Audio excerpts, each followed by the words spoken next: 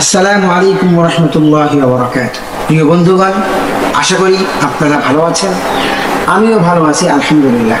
ব্যস্ততার মাঝেও একটি ভিডিও নিয়ে আসলাম, যেহেতু আজকে আশুরার দিন।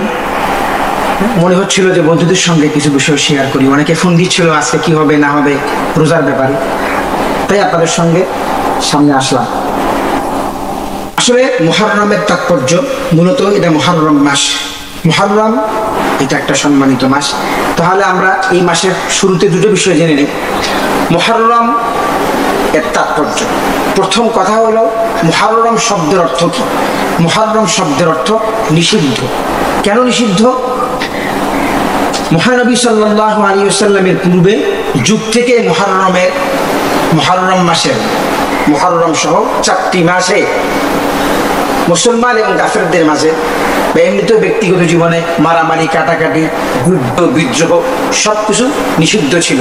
নিষিদ্ধ, মুহররম 1 নম্বর শব্দের অর্থ হলো নিষিদ্ধ। কারণ সেই সময় যুদ্ধ, বিদ্রোহ, হানাহানি, কাটাকাটি সবকিছু নিষিদ্ধ ছিল। কিন্তু কাফেরদের এই মাসকে অবমাননা করার কারণে এবং তারা এর বাড়াবাড়ি করার কারণে পরবর্তীতে ইসলামে এই নিষেধাজ্ঞাটা তুলে নেওয়া হয়েছে। তুলে নেওয়ার কারণে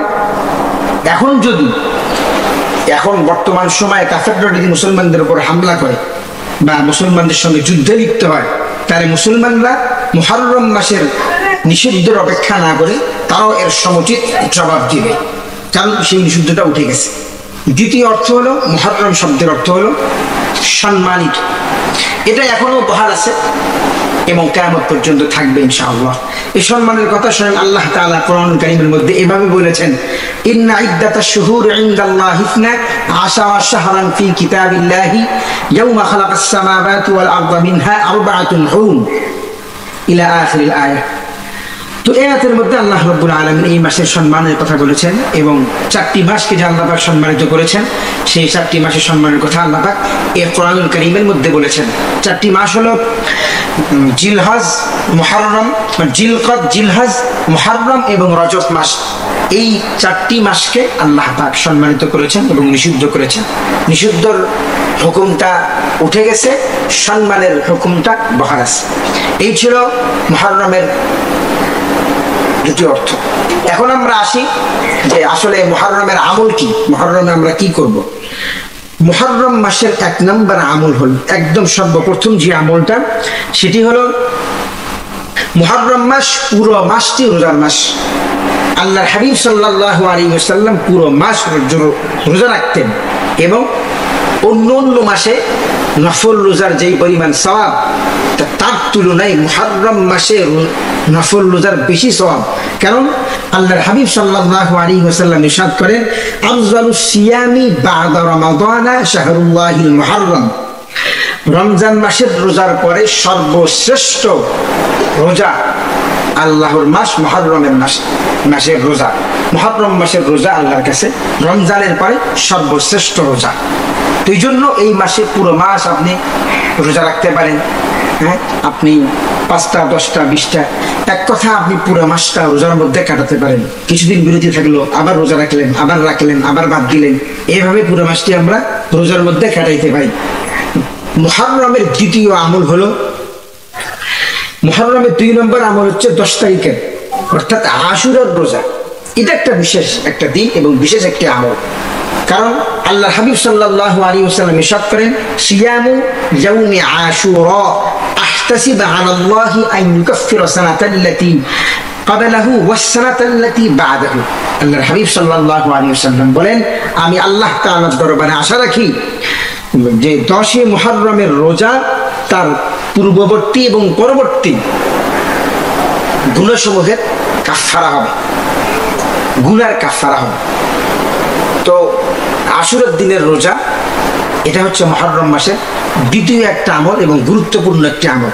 এখন আমরা আসি, এই আশুরার দিনের যে রোজাটা আমরা রাখি, আমাদের ধর্মপ্রাণ মুসলমানরা এবং গ্রামগঞ্জের এবং শহরে বন্দরের মহিলারাও পুরুষরাও এটার প্রতি খুবই আগ্রহ। এই দিনে বিভিন্ন কলকারখানা, বিভিন্ন প্রতিষ্ঠান পর্যন্ত বন্ধ রাখা হয় আশুরা উপলক্ষে। এখন আমরা আসি আশুরার আমলটা কি। আশুরার আমল হলো রোজা। তো এই রোজা কয়টি এবং এই রোজাটা কেন আসলো আমরা সংক্ষেপভাবে জানি। আল্লাহর হাবিব সাল্লাল্লাহু আলাইহি ওয়াসাল্লাম হিজরত করে যখন মদিনায় যান তখন দেখলেন 10ই মুহররম আশুরা ইহুদিরা রোজা রাখছে। তো আল্লাহর হাবিব সাল্লাল্লাহু আলাইহি ওয়াসাল্লাম তাদেরকে জিজ্ঞেস করলেন, তোমরা কেন রোজা রাখো?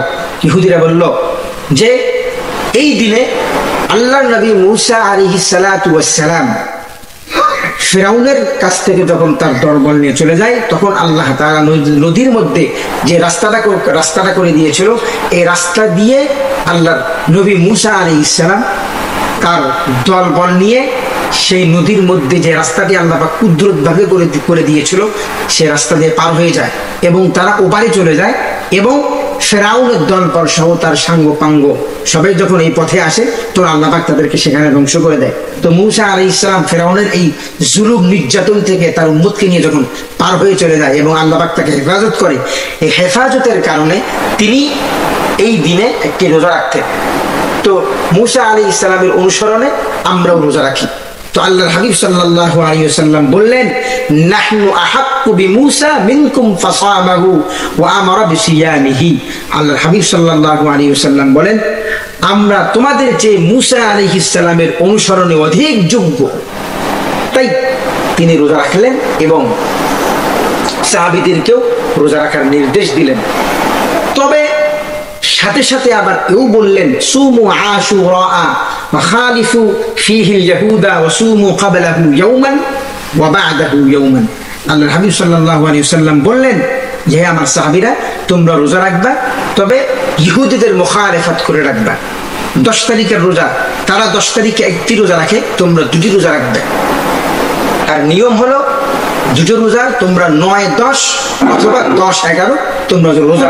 তাহলে আমরা এই বিষয়টা জানতে পারলাম যে আমার কথার সর্বশেষ কথা হল মুহররমের আমল।